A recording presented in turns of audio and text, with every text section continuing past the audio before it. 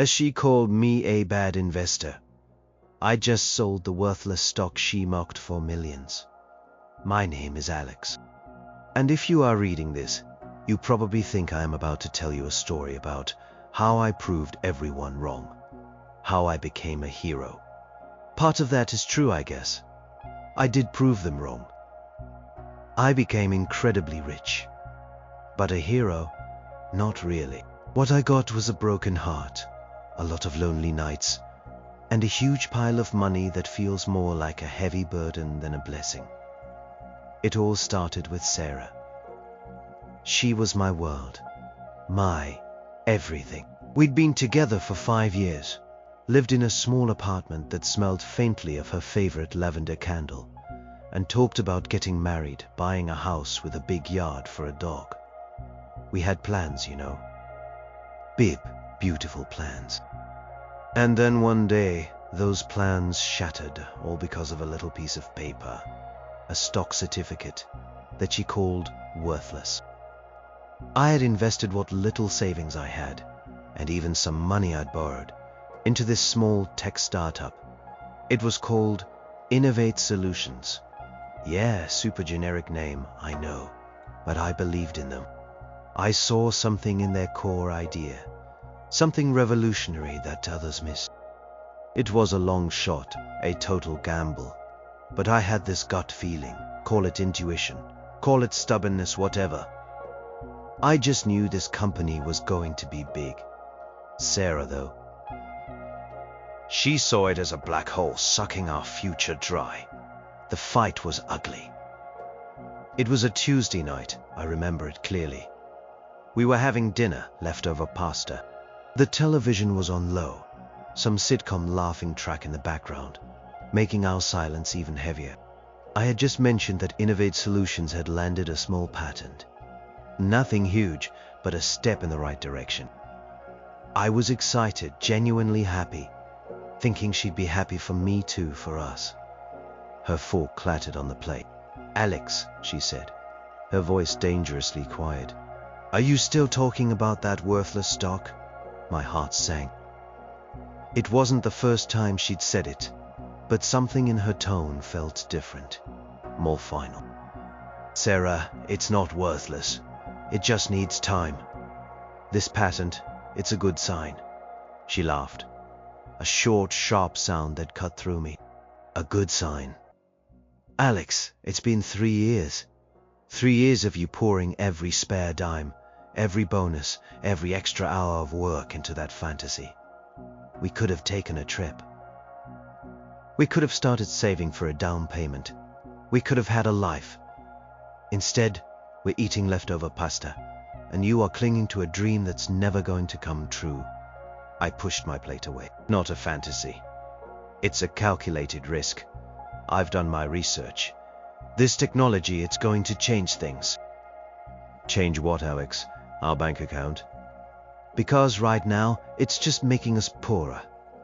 Our friends are buying houses, getting promotions. We're stuck here, living hand to mouth, because you are obsessed with this one stupid company." Her voice rose, losing its quiet menace and becoming raw, angry. "I work my ass off, you work your ass off. And for what? So you can throw it all into a bottomless pit." "It's not a bottomless pit," I shouted, finally losing my cool. "It's an investment. It's our future." "No!" she screamed back, standing up so fast her chair scraped loudly on the floor. "No, Alex, it's not our future. It's your future. Your fantasy, because I can't do this anymore. I can't live like this, wondering if we'll ever get ahead. If you'll ever wake up and realize that real life isn't some get-rich-quick scheme." My throat tightened. I felt like I was choking. "It's not a get-rich-quick scheme, it's about patience, about belief. It's about delusion," she spat. Her eyes, usually so warm and loving, were cold, hard, like polished stones. "I am tired, Alex. I am tired of waiting.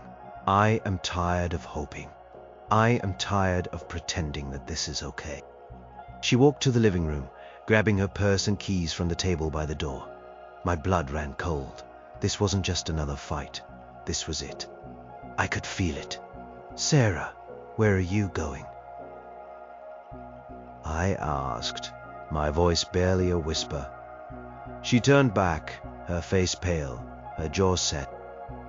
"I am going to my sister's, and I am not coming back until you choose." "Choose what?" My voice cracked.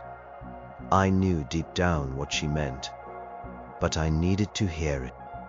"Choose me, or choose your worthless stock," she said, her voice devoid of emotion. "You sell it. You prove to me that you are serious about a real future, about us. Or you keep it and I walk away. For good. I can't build a life with someone who prioritizes a fantasy over reality. Over me." My heart hammered against my ribs. It felt like someone had punched me in the gut. Sell it. After all this time, all this belief, all the research, it felt like giving up on a part of myself. But Sarah, my Sarah, the love of my life. "Sarah, please," I pleaded, tears stinging my eyes. "Don't do this." She just shook her head, a single tear tracing a path down her cheek. "The choice is yours, Alex. I need you to be present, to be here with me. Not in some distant imagined future, not tied to a stock that's draining us dry." And then she was gone. Door clicked shut, the sound echoing in the sudden, terrible silence of our apartment. I stood there, frozen, the smell of lavender suddenly overwhelming and sickening. The sitcom on television continued to laugh, mocking my pain. I was left alone, holding on to a stock that, to her, was nothing but a symbol of my failure, my delusion. A symbol that had just cost me everything, and I had no idea what I was going to do. The paper in my hand felt heavy, impossibly heavy, like it contained all the weight of my shattered world. The next few days were a blur of pain and disbelief. Sarah was gone, just like that. Her clothes were still in the closet, her toothbrush still by the sink, but her presence, her warmth, her laughter, they were all gone. The apartment felt vast and empty, filled only with the lingering scent of lavender and my own overwhelming sorrow. I tried calling her. Dozens of times. My calls went straight to voicemail. I texted long, pleading messages, explaining, begging. No reply. Her sister Maria eventually called me back. But her tone was cold, clipped. "Alex, she needs space. She's serious this time. You need to really think about what she said. What she said. Sell the stock. Give up on my belief, on my conviction, on the years I'd spent poring over market reports and company filings. It felt like tearing out a part of my soul. But if I didn't, I lost Sarah forever. It was a choice between two unbearable outcomes. My friends were no help either. My best friend Mike was the only one who didn't immediately tell me I was an idiot. Mike was always the calm one, the listener. He came over a few days after Sarah left, bringing a six-pack and some pizza. He just sat on the couch watching me pace, crumbling under the weight of my decision. "So what are you gonna do, man?" he finally asked, his voice soft. I stopped pacing and stared out the window at the city lights. "I don't know, Mike. I honestly don't know. If I sell it, I lose everything I believed in. If I don't, I lose Sarah." My voice cracked. "And I already lost her. She's gone, Mike. She walked out because of the stupid stock." "It's not stupid if you believe in it, Alex," Mike said. "But it is a lot to ask someone to live with that kind of uncertainty." "Uncertainty?" I scoffed. "She called it worthless. She said I was delusional. She said I was choosing a fantasy over her." The words still burned. "Look, I am not saying she was right to leave you like that," Mike continued, ever the diplomat. But from her perspective, you were risking your future, your shared future, on something that seemed like a long shot. Most people don't get rich from one stock, Alex. Most people just lose money. Even Mike, my best friend, had that hint of doubt in his voice. He wasn't mocking me, not like Sarah had, but he wasn't exactly encouraging my resolve either. He was just being realistic. And reality, in that moment, felt like a brutal punch to the gut. My parents were worse. My mom called, having heard from Maria, Sarah's sister, about the split. Alex, your father and I have told you for years to be sensible. That money for that company, you should have put it towards a house, towards a retirement fund. This isn't how you build a life. My dad, usually quieter, chimed in. Son, sometimes you have to know when to cut your losses. Sarah is a good woman. Don't let a foolish investment ruin everything you have with her. Foolish investment. Worthless stock. Delusional. The words echoed in my head, a constant loop of condemnation. Everyone thought I was crazy. Everyone thought I was irresponsible. Everyone thought I had thrown away the best thing that ever happened to me for a pipe dream. And the worst part? I was starting to wonder if they were right. Financially, things got tight. Really tight. My job was okay, but I wasn't exactly raking in cash. Every bit of extra income had gone into those shares. I was barely making rent. My car was making a weird grinding noise, and I didn't have the money to fix it. I started eating ramen noodles every night. My clothes were getting threadbare. I looked haggard, sleep-deprived, haunted by Sarah's last words and the crushing weight of my decision. There were moments, late at night, when I'd open my brokerage account on my laptop. The Innovate Solutions stock price stared back at me, stubbornly flatlining. A few cents up, a few cents down. Nothing significant. Nothing to justify the fight, the loss, the emptiness. My finger would hover over the sell button. Just click it. Get rid of the source of all my pain. Get rid of the symbol of my supposed failure. Maybe then Sarah would come back.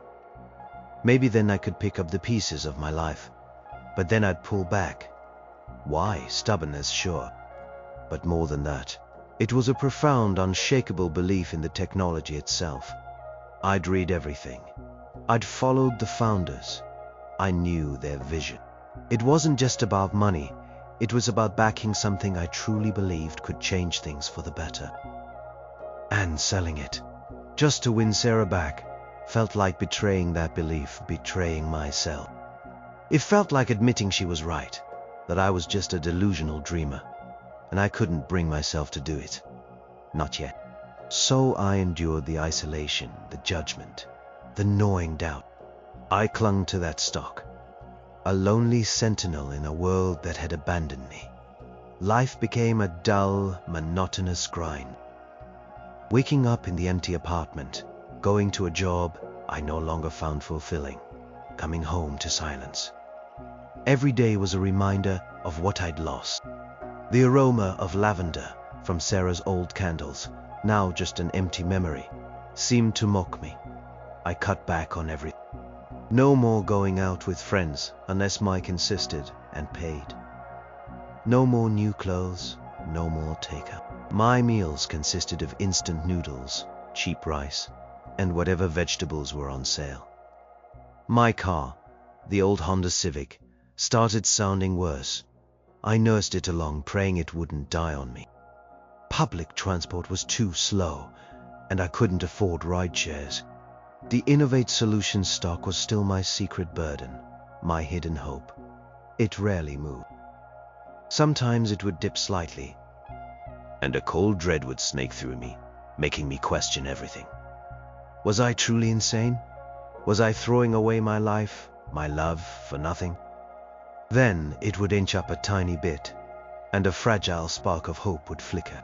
I knew it was barely enough to register on anyone else's radar. But for me, it was everything. A validation, A whisper that maybe, just maybe, I wasn't completely wrong. I spent my evenings buried in financial news, reading every single article about the tech sector, about small startups, about the specific niche. Innovate Solutions wasn't even mentioned.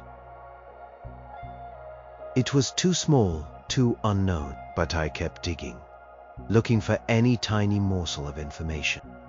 A new hire, a mention in an obscure tech blog, a small grant awarded to a similar company. I was desperate for anything that would confirm my conviction. One night, I found a minor detail.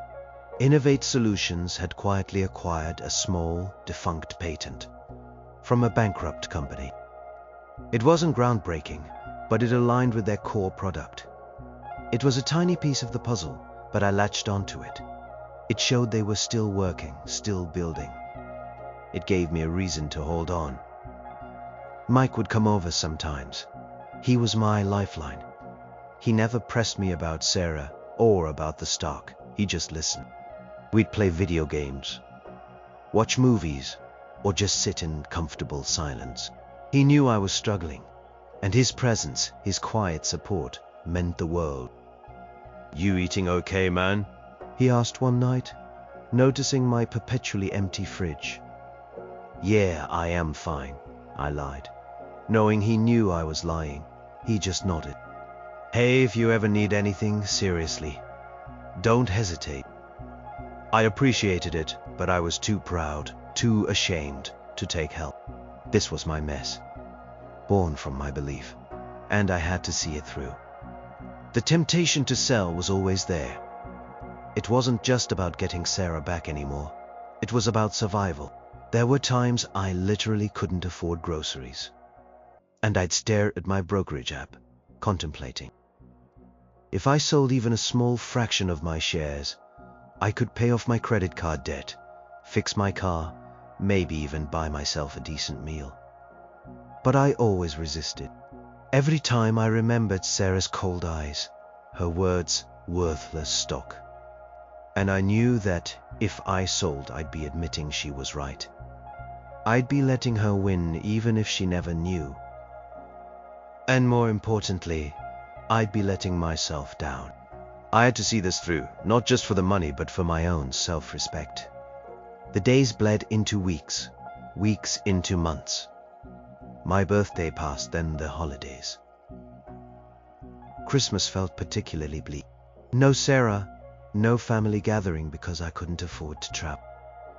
Just me, ramen, and the stubborn glow of my laptop screen, showing the unchanging price of Innovate Solutions. My resolve wavered constantly. There were moments of despair so deep I could barely breathe. What if I was wrong? What if Sarah was right? What if I had truly traded true love for a piece of paper that would forever remain worthless? The thought was a dagger to my heart. But then I'd remember the founders' passion, their white papers, the small, almost imperceptible signs of progress I had meticulously tracked. And I would tell myself, just one more day, just one more week. It was a strange form of self-torture, this holding on. It was a constant battle between hope and despair. But somewhere, deep down, a tiny ember of conviction still glowed. And that ember was just enough to keep me from hitting that sell button, to keep me enduring the cold, quiet isolation of my life, waiting for a breakthrough that might never come. Sitting for the world to finally see what I saw in that company, and to finally prove them all wrong. Months turned into another year. My life was still a solitary existence. The ramen budget had tightened even further, if that was possible. My car barely ran, making strange sputtering noises at every traffic light. I walked more, sometimes for miles, just to avoid the risk of breaking down. The thought of paying for a tow truck was enough to make me break into a cold sweat. And then a whisper, a tiny ripple in the vast ocean of the internet. I was doing my usual deep dive into tech news, scanning obscure forums and niche industry blogs. It was late, past midnight, and my eyes were tired. I was about to close my laptop and call it a night when I saw it. A small blurb on an industry news aggregator. Innovate Solutions secures seed funding from Angel Investor Group. My heart gave a little thump. Seed funding wasn't a huge deal for a mature company, but for a startup like Innovate Solutions, it was like oxygen. It meant they had enough cash to keep going, to develop their product, to hire more people. It meant someone, somewhere, believed in them enough to put real money on the table. I immediately checked the stock price. It had barely moved. A fractional increase, not even a full cent. The market hadn't reacted. Most likely no one else had even noticed the tiny news blurb. But I knew. I had been watching for this. It was a sign, a small, almost imperceptible shift in the wind. Over the next few weeks, I noticed more small things. A job posting for a senior engineer on their company website. Quiet update to their core product's beta version, showcasing some new features I found genuinely impressive. These weren't front-page headlines, but they were signals. The company was alive. It was growing. It was building. The stock price started to inch up. Not dramatically, not like a rocket, but steadily. A few cents here, a few cents there. It was still a fraction of what I had initially paid. But it was movement. It was progress. For the first time in what felt like forever, I felt a flicker of vindication. Tiny fragile sense of, I told you so, bubbled up inside me, but it was quickly overshadowed by the memory of Sarah. What would she say now? Probably nothing. She wouldn't even notice these small gains. To her, it would still be a worthless stock until it was millions. And it was nowhere near millions I told Mike about. He listened patiently as I explained the significance of these small developments. He seemed genuinely happy for me, though a bit bewildered by my detailed analysis of patent filings and beta. So, does this mean you are going to sell? He asked carefully. I shook my head. Not yet. This is just the beginning. They're laying the groundwork. This is the quiet phase before the storm. I can feel it. Mike just nodded. Well, I hope you're right, man. You deserve a break. His words meant a lot. He was the only one who didn't judge, who didn't doubt. A few months later, another piece of news, slightly bigger this time. Innovate Solutions announced a strategic partnership with a smaller, established tech firm. This wasn't a huge company, but it was a reputable name. The stock price jumped a bit more, maybe $0.50. Still not life-changing money. Not even close to making up for all the ramen. But it was enough to make me feel a surge of cautious optimism. I saw the stock mentioned for the first time on a minor financial news site. A small article, buried deep in the tech section. It talked about emerging players in the industry. Innovate Solutions was just a footnote. But it was a footnote. It was being seen. The self-doubt that had plagued me for so long started to recede, replaced by a quiet confidence. I wasn't crazy. I wasn't delusional. My gut feeling had been right. The company was slowly, surely proving its worth. The worthless stock was starting to show signs of life. I sometimes wondered if Sarah would ever hear about it. Would Maria, her sister, mention it? Would she see it somewhere? Part of me, the still wounded part, wanted her to see it, to realize what she had given up, to regret her words. But another part, the part that was trying to heal, just wanted to move on. The anger and resentment were still there, but beneath them was a deep, aching sadness for the life we could have had. The money, if it ever came, wouldn't fix that. It wouldn't bring her back. I still had to be careful with every penny. The car was still an issue. My clothes were still old. But there was a new spring in my step, a new light in my eyes. The grind felt a little less grinding. The hope was no longer just a flicker. It was a small, steady flame. I was still waiting for the storm, for the real explosion. But at least now, I knew it was coming. I was sure. And that certainty, for the first time in a very long time, gave me a reason to genuinely smile. The small whispers grew louder. The tiny ripples became visible waves. Innovate Solutions. The company I had bet my life on was finally getting noticed. It started subtly. Industry analysts who had once dismissed them began to mention them in their reports, albeit as a company to watch. Their names started popping up in tech podcasts I followed. Then they announced a major product update. This wasn't just a new feature. It was a complete overhaul, using the patent they had acquired and the seed funding they had secured to create something genuinely groundbreaking in their niche. I remember watching the live stream of the product launch from my worn-out laptop. My heart hammered in my chest.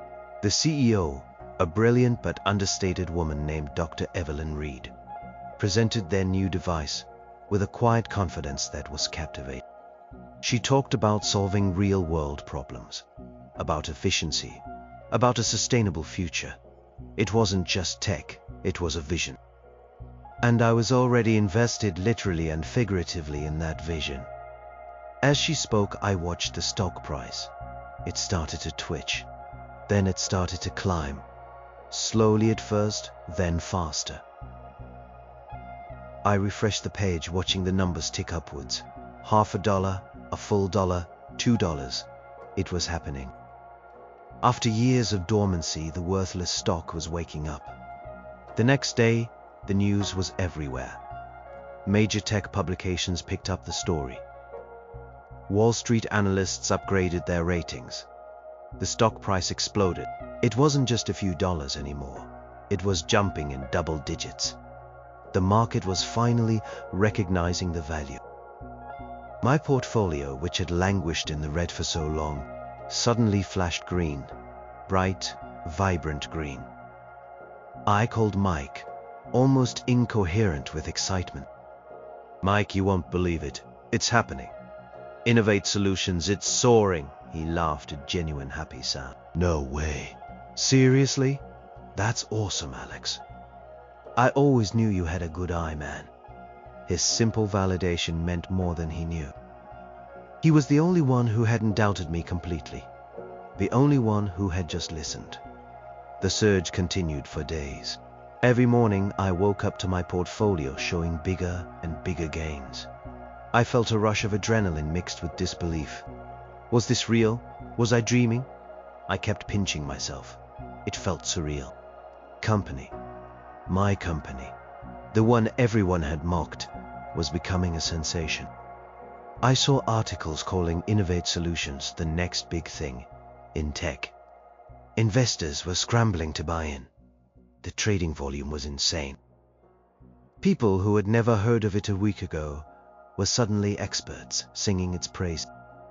It was ironic, almost comical, how quickly perceptions could change. Still, it wasn't millions, not yet. My initial investment after so many years was finally showing a significant profit. Enough to pay off my debt, buy a new used car, and maybe even take a vacation.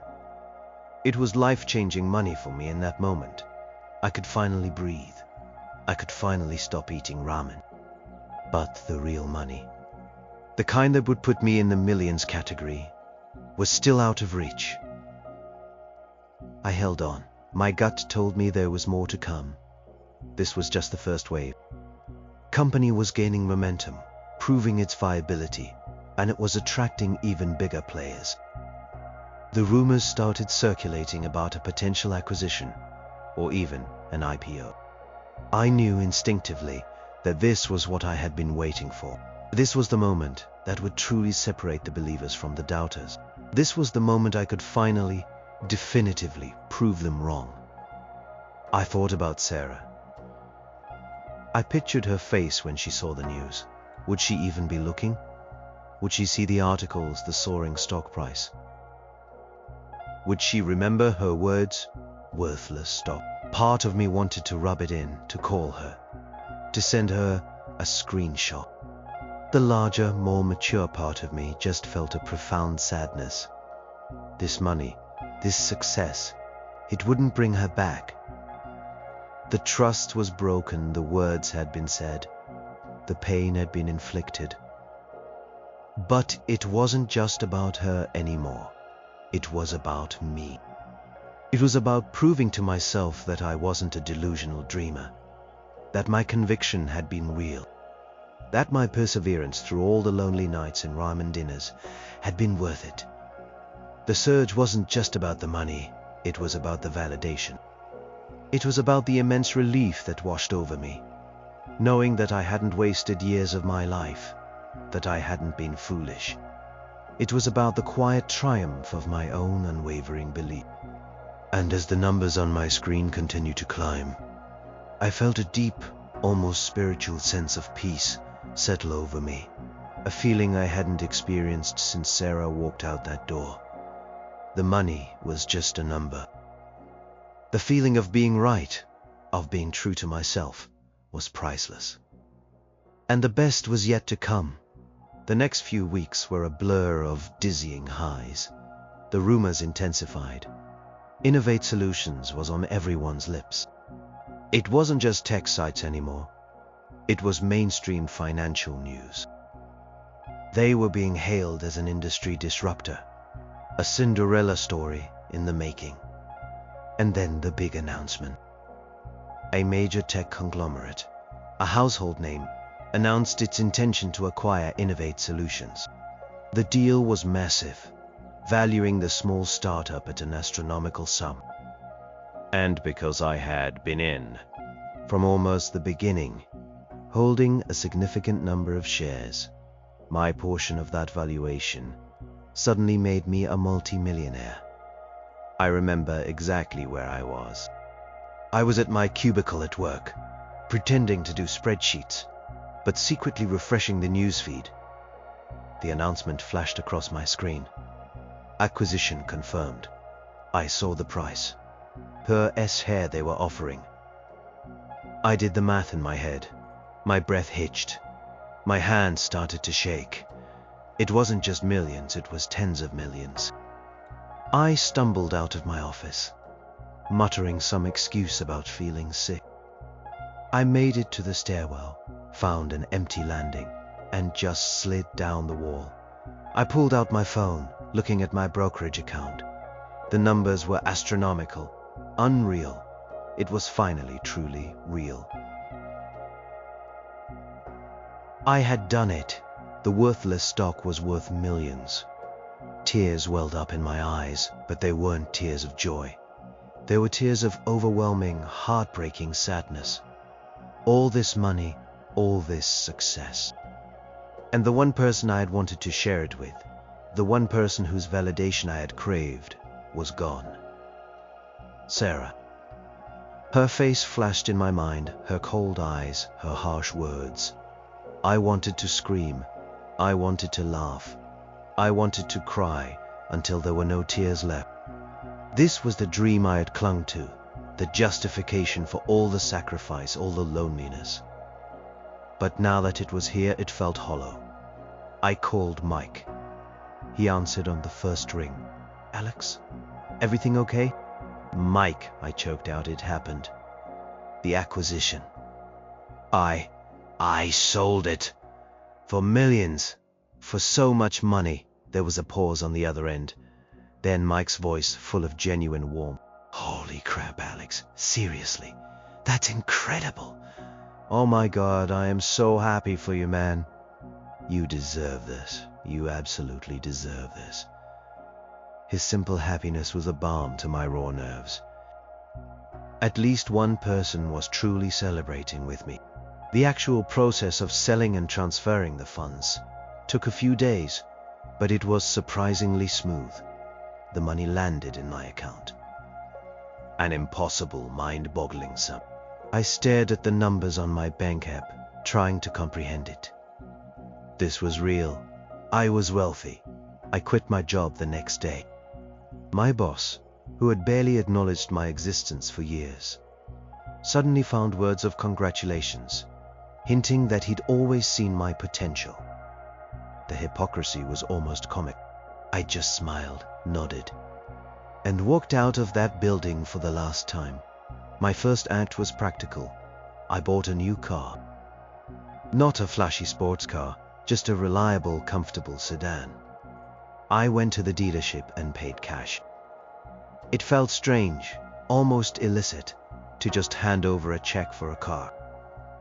Every single credit card, every student loan, every little bit of lingering financial stress was gone. The relief was immense. A weight lifted from my shoulders that I hadn't realized I was carrying. But the emotional weight remained. I was free financially, but emotionally I felt tethered to the past. The money didn't fill the void Sarah had left. It highlighted it. It amplified. I had achieved what she had dismissed as impossible, what she had called worthless, and yet she wasn't here to see it. She wasn't here to share it. My apartment still smelled of faint lavender. I hadn't bothered to change it. It was a constant reminder, a haunting. I sat on my couch, in my now spacious, quiet living room, looking at the numbers on my phone. Millions. Enough money to do anything, go anywhere. But I was alone. The irony was painful. For years I had held on to that stock, through thick and thin, through all the doubt and ridicule, believing it would be my salvation, a way to build a better life with Sarah. Now I had the salvation, the better life, but she was no longer a part of it. The very thing that tore us apart had made me rich. And that, more than anything, was truly heartbreaking. The success felt like a hollow victory, a trophy presented to an empty stadium. What was the point of having everything, if you had no one to share it with? News travels fast, especially in a city like ours. It wasn't long before everyone knew. My name, Alex, the guy who used to eat ramen and drive a sputtering Civic, was suddenly synonymous with multimillionaire. Articles started appearing online. Local news stories picked it up. They talked about the local man who turned a forgotten startup into a fortune. They didn't mention the worthless stock part or the broken heart. My phone, which had been mostly silent for years, suddenly started ringing off the hook. Friends I hadn't heard from in ages popped up offering congratulations, suggesting catch-up dinner. Distant relatives I barely knew were calling, sounding vaguely disappointed I hadn't shared my financial wisdom with them earlier. I politely declined most of the invites, feeling a strange mix of cynicism and exhaustion. Where were these people when I was struggling? Where were they when I was being called delusional? But the calls I braced myself for, the ones that truly mattered, were from Sarah's side. Her sister Maria was the first. Her tone was different now, less cold, more hesitant. Alex, I heard the news. Congratulations. That's truly amazing. Thanks, Maria, I said, trying to keep my voice neutral. There was a pause. Sarah knows, she said quietly. She saw the articles. My breath hitched, and she hasn't said much. She just seems, is it thoughtful, quiet. Maria hesitated. Look, Alex, I know things ended badly, but she always cared about you deeply. It was too little, too late. She chose to leave, Maria, I said, my voice hardening slightly. She made it clear what she thought of my investment and me. I know, Maria sighed. She was under a lot of pressure, from our parents too, you know. They were always pushing her to be realistic. I didn't want to hear excuses. I just wanted to move on. Well, I guess I wasn't realistic enough for her, or them, I said, ending the call shortly after.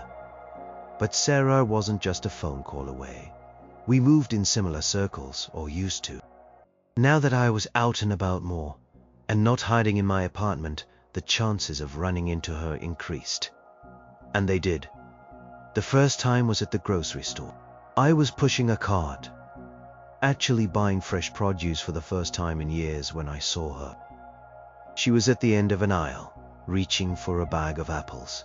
She looked the same, but different. A little older perhaps, a little more guarded. My heart still gave a painful lurch. She turned, her eyes met mine.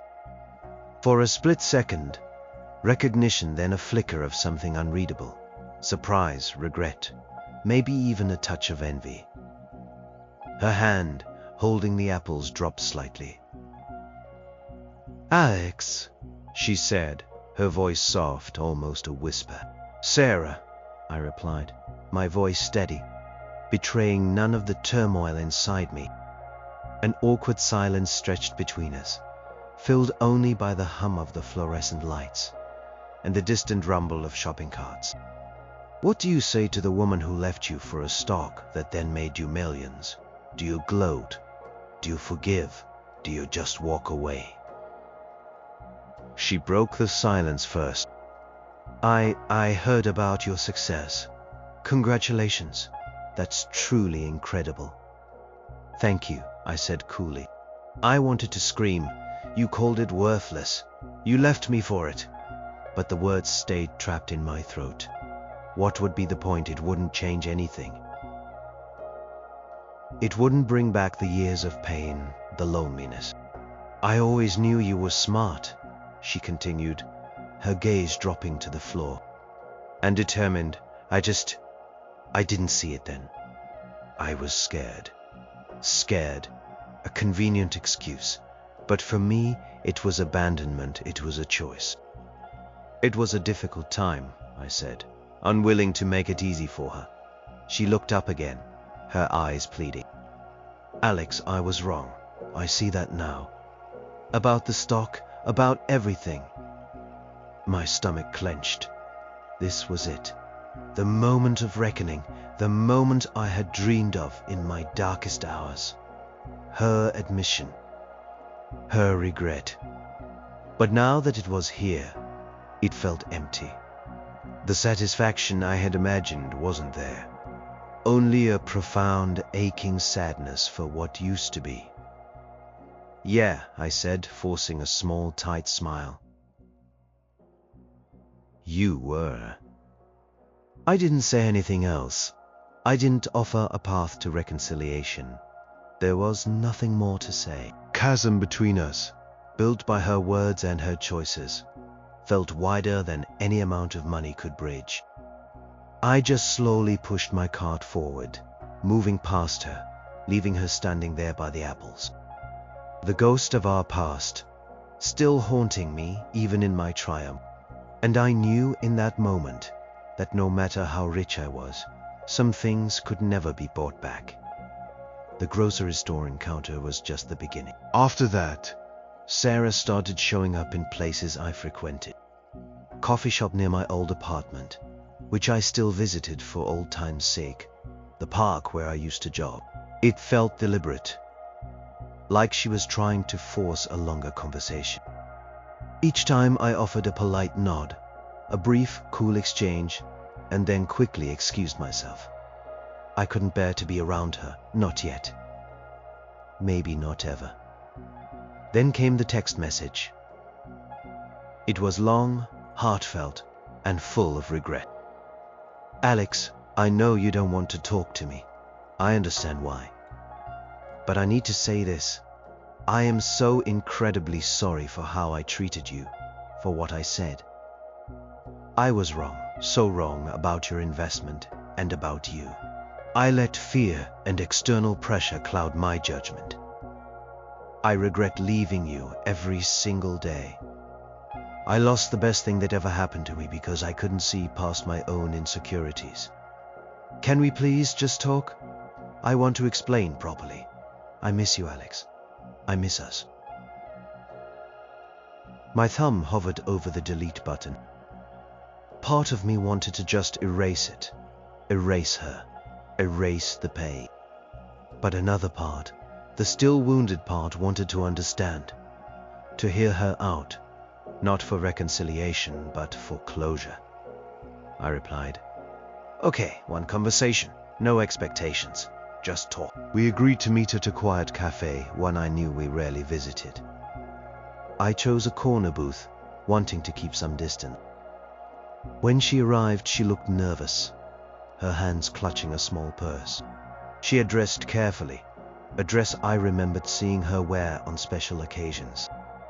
Thank you for meeting me, she said, her voice soft, almost trembling. Just say what you need to say, Sarah, I replied. My voice calm, but internally, my stomach churned. She took a deep breath. I know nothing I say can change what happened, or how much I hurt you. But I need you to know that I never stopped loving you. Not really. I was just so scared. My parents. They were always telling me you were too much of a dreamer, that you weren't practical enough. They kept comparing you to Maria's husband, who had a safe job and a retirement plan. They said I deserved stability, that I couldn't waste my life on a gamble. So you chose their opinion over me. I asked, a bitter taste in my mouth. No. Not exactly, she hurried to explain. I chose what I thought was best for us. I saw us struggling, Alex. I saw you pouring everything into something that, to me, seemed like it was just disappearing. I wanted to buy a house, start a family. And it felt like that stock was standing in the way of all of it. I thought I was giving you an ultimatum to make you choose a practical path, a path where we could build a stable future. I never thought you'd actually lose me over it. Her voice cracked. And when you didn't sell, when you held onto it, I felt like you were choosing that stock over me. That you didn't love me enough to give up a dream for our reality. You called it worthless, Sarah, I reminded her, the words cutting. You dismissed my belief, my judgment, my passion. You didn't just say it was a bad investment, you said I was a bad investor, a delusional dreamer. And then you walked away. Tears streamed down her face. I know, and I was wrong. Terribly, horribly wrong. I let my fear and their words turn me into someone I didn't recognize. When I saw the news, when I saw how much it was truly worth, my heart just sank. Not because of the money, Alex, but because I realized what I had truly lost. I lost you. I lost us. Because I didn't believe in you. She reached across the table, trying to take my hand. I pulled back, gently. Too late, Sarah, I said, my voice heavy with a profound sadness. The money, it's not just money, it's a symbol. It's the proof of my conviction, my resilience. It's the years of doubt, the loneliness, the pain I went through while you were gone. While everyone else was judging me, I know, she whispered, and I carry that every single day. Do you really? I asked, looking her straight in the eye. Because for me, it's not just a memory, it's part of who I am now. I went through that alone, and I came out on the other side, alone. This money, this success, it doesn't magically fix what was broken between us. It highlights how deeply broken it was. You didn't believe in me, Sarah, and that broke my trust. That broke my heart. She stared at me, her eyes filled with unshed tears. So, tea here is no chance, no possibility of tar. I shook my head slowly. I don't know, maybe in another life, but not this one, not after everything. The person I was when I was with you, the person who dreamed of building a life with you, that person is gone. And the person I am now, the person who went through hell and back to prove his own worth, he can't forget what it cost him to get here. He can't forget the person who told him he was worthless. The words hung in the air, a final heartbreaking truth. She closed her eyes, a single tear escaping and rolling down her cheek. I knew she understood. The conversation was over. The chapter was closed. And the money, the millions, felt heavier than ever, a constant reminder of the incredible cost of my success. It couldn't buy back what was truly lost. Life after that confrontation with Sarah felt different. The weight I'd been carrying, the need for her validation, finally lifted. It was still heartbreaking knowing what we'd lost, but at least now there was a sense of finality, of closure. I could finally begin to truly move on. Being a multi-millionaire was surreal. The first few weeks were a strange mix of disbelief and overwhelming possibility. I didn't go on a wild spending spree. That wasn't me. The years of ramen and penny pinching had ingrained a deep sense of financial responsibility in me. I hired a financial advisor, a calm, sensible woman named Miss Chen, who helped me navigate the complexities of managing such a large sum. My first priority, after paying off debts and buying a reliable car, was to ensure my family's security. I bought my parents a comfortable house, paid off their mortgage, and set up a fund for their retirement. Their initial skepticism had melted away, replaced by stunned gratitude. My mom cried. My dad, ever stoic, just clapped me on the shoulder and said, "You did good, son." It felt good to provide for them, to show them that my risky investment had paid off, not just for me, but for them too. I also made sure Mike was taken care of. He had been my rock, my only true supporter. I offered him a generous sum, not as a loan, but as a gift, telling him to use it to pursue his own dreams, whether it was travel, starting a business, or just easing his own financial burdens. He was overwhelmed, but accepted with genuine humility. He deserved it. I moved out of the old apartment. The lavender scent, the ghosts of the past, they were too much. I found a spacious modern condo in a different part of the city, with huge windows and plenty of light. It was beautiful, peaceful, and blessedly free of memories. It was a fresh start. With my newfound freedom, I started exploring new interests. I volunteered at a local animal shelter, something I'd always wanted to do, but never had the time or money for. I joined a hiking club, reconnecting with nature and meeting new people. People who didn't know me as the guy who got rich from a stock. I learned to cook, exploring different cuisines, a far cry from my ramen days. I also started investing in other things, but this time with a different approach. I sought out other small startups, ones with innovative ideas that genuinely aim to solve problems, not just make quick money. I became a small-scale angel investor myself, careful and discerning, remembering the passion that had first drawn me to Innovate Solutions. It wasn't just about the returns, it was about supporting vision, fostering innovation. It felt fulfilling, a way to use my wealth for good, to contribute to something bigger than myself. My relationship with money shifted. It wasn't the goal anymore, it was a tool. Tool for freedom, for security, for helping others, for pursuing passions. Brought comfort, yes, but it didn't bring ultimate happiness. That, I learned, had to come from within. I often thought about the years of struggle, the cold apartment, the empty fridge, the gnawing doubt. Those experiences, as painful as they were, had shaped me. They had taught me resilience, perseverance, and the importance of trusting my own judgment, even when everyone else doubted me. I also started seeing a therapist. It wasn't just about Sarah. It was about processing the whole experience. Trauma of the breakup, the isolation, the immense pressure, and then the sudden, overwhelming success. It helped me understand my emotions, to grieve properly, and to build a healthier outlook on relationships and self-worth. I still felt the scar of Sarah's betrayal, the pain of her word. It was a part of my story now, a permanent reminder of the cost of proving everyone wrong. But it no longer consumed me. The bitterness began to fade, replaced by a quiet acceptance. She had made her choice, and I had made mine.